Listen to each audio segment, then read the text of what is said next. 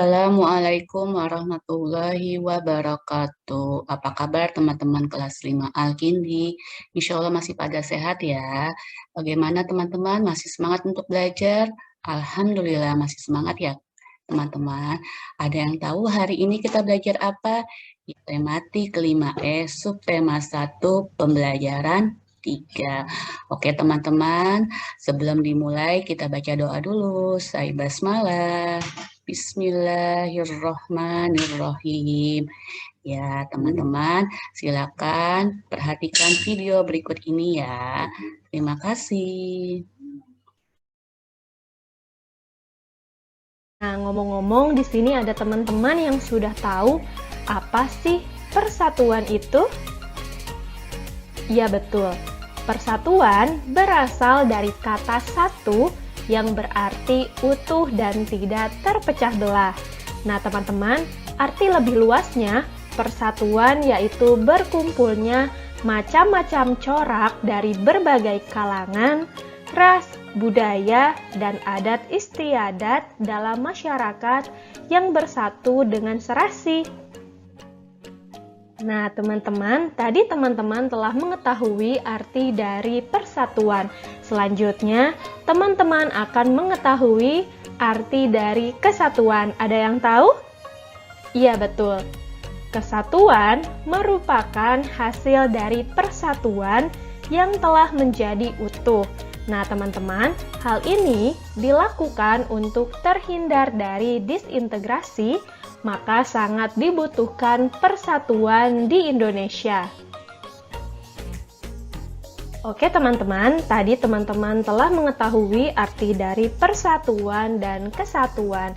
Jadi, makna dari persatuan dan kesatuan yaitu bersatunya keanekaragaman menjadi suatu kebulatan yang utuh dan saling melengkapi. Apakah kalian sudah mengetahui apa yang dimaksud dengan peta pikiran itu? Mari kita simak baik-baik materi berikut ini. Peta pikiran yaitu suatu cara untuk mengorganisasikan dan menyajikan informasi yang terhubung dengan topik sentral dalam bentuk kata kunci, gambar atau simbol, dan warna, sehingga suatu informasi dapat dipelajari dan diingat secara cepat dan efisien. Singkatnya, peta pikiran itu merupakan cara kalian menyajikan informasi dalam bentuk yang lebih kreatif sehingga mudah dipahami. Selanjutnya, apa saja manfaat dari peta pikiran? Tentunya hal ini memiliki banyak manfaat ya teman-teman. Yang pertama adalah memudahkan belajar. Dengan bentuknya yang lebih singkat dan efisien, maka memudahkan kalian mengingat informasi yang sudah kalian tulis dalam bentuk peta pikiran. Selanjutnya adalah meningkatkan kreativitas. Hal ini karena membuat peta pikiran itu dengan simbol yang kreatif dan warna yang beraneka ragam. Selanjutnya adalah mendorong kita untuk lebih produktif dan efisien. Jadi, dengan adanya peta pikiran kita bisa membuat catatan yang lebih singkat.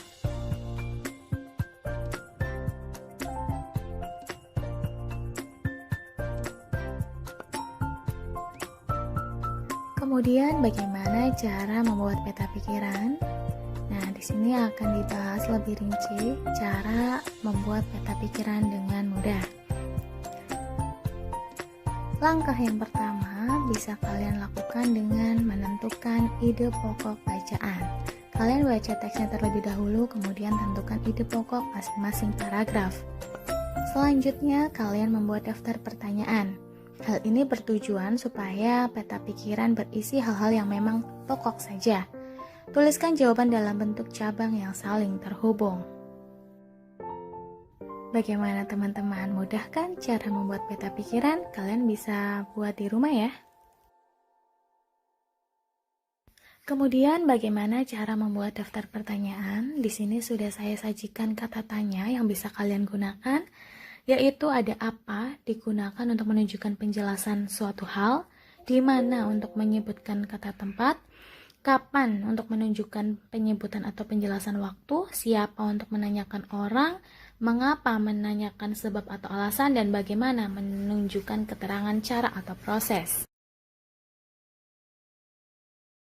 Selanjutnya, apa saja hal-hal yang harus diperhatikan ketika membuat peta pikiran? Yang pertama adalah pastikan tema utama terletak di tengah-tengah. Kemudian cari hubungan antara setiap tema dan tandai dengan garis, warna, atau simbol. Selanjutnya adalah gunakan huruf besar.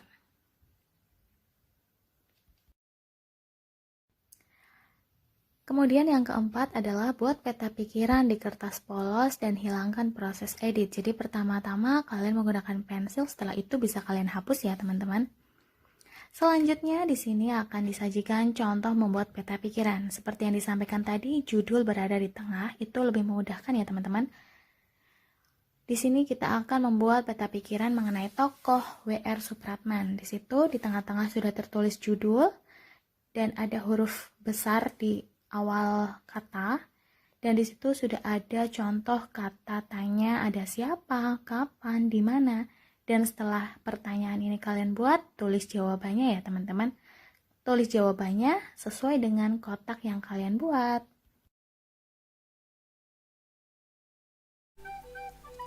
Ingatkah kalian bahwa Indonesia memiliki wilayah yang terbentang dari Sabang sampai Merauke?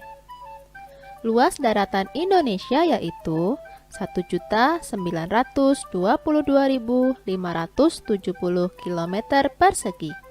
Sedangkan luas perairan Indonesia adalah 3.257.483 km persegi. Itu artinya luas perairan Indonesia 3 kali lipat dari luas daratan Indonesia.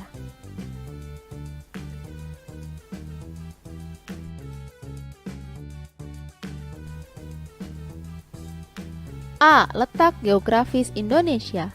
Letak geografis adalah letak suatu tempat berdasarkan kenyataan di permukaan bumi. Letak geografis sebuah daerah atau negara dibatasi oleh letak geografis daerah atau negara lain yang berbatasan.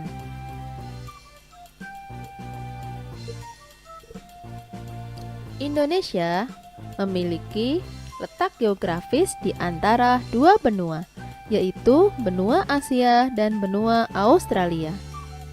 Selain itu, Indonesia juga terletak di dua samudra, yaitu Samudra Hindia dan Samudra Pasifik.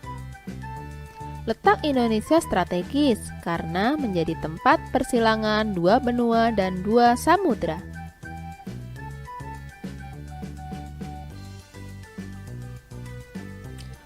Negara Indonesia merupakan negara kepulauan. Terdapat lebih dari 17.000 pulau berukuran besar dan kecil yang berada di wilayah Indonesia. Di antaranya pulau tersebut yaitu Pulau Sumatera, Pulau Jawa, Pulau Kalimantan, Pulau Bali dan Nusa Tenggara, Pulau Sulawesi, serta Pulau Maluku dan Pulau Papua.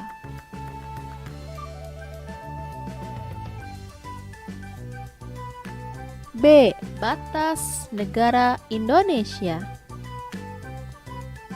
Indonesia memiliki perbatasan dengan negara-negara dan perairan tertentu, seperti pada berikut ini. Bagian utara yaitu Malaysia, Singapura, serta Samudra Pasifik.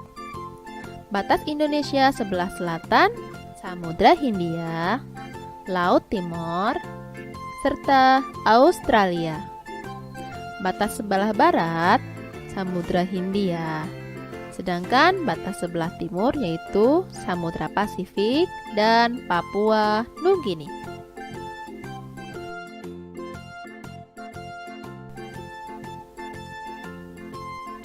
C. Komponen peta. Peta memiliki berbagai macam komponen sebagai berikut. 1.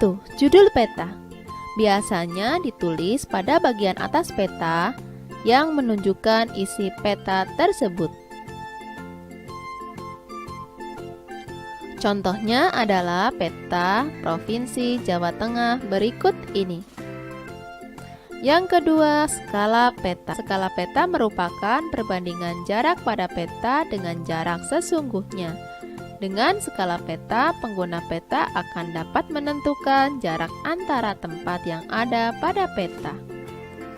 Kalian bisa menyimak pada peta berikut memiliki skala 1:1.300.000. 3. Simbol. Simbol merupakan gambar atau warna tertentu pada peta untuk mewakili objek dalam peta. 4. Garis astronomis merupakan garis hayal pada muka bumi. Garis-garis mendatar atau horizontal yang terdapat pada peta disebut garis lintang. Sedangkan garis yang tegak berarti disebut juga dengan garis bujur. 5. Legenda. Legenda merupakan keterangan beberapa simbol yang digunakan pada peta untuk memudahkan pengguna peta memahami isinya. Selanjutnya adalah arah mata angin, merupakan pedoman utama arah mata angin. Mata angin yang mengarah ke atas menunjukkan arah utara, ke bawah menunjukkan arah selatan, kanan timur, dan kiri barat. Sumber dan tahun pembuatan. Sumber peta adalah referensi dari mana data peta diperoleh. Wajib kita cantumkan untuk keakuratan peta yang kita gambar. Selanjutnya, kita akan membahas tentang warna-warna pada peta. Warna pada peta menyimpan berbagai informasi yang berkaitan dengan permukaan lokasi yang digambarkan pada peta. Contohnya, warna hitam untuk daerah hunian atau batas administrasi, coklat untuk daerah dengan kemiringan seperti daerah pegunungan, untuk biru merupakan daerah berair, untuk hijau merupakan dataran rendah, dan untuk merah merupakan jalan raya. Jadi, warna-warna tersebut benar-benar mewakili permukaan dari lokasi tersebut, tidak asal memberikan warna. Garis tepi pada peta merupakan batas-batas pinggir gambar peta. Fungsinya untuk menulis angka-angka derajat astronomis.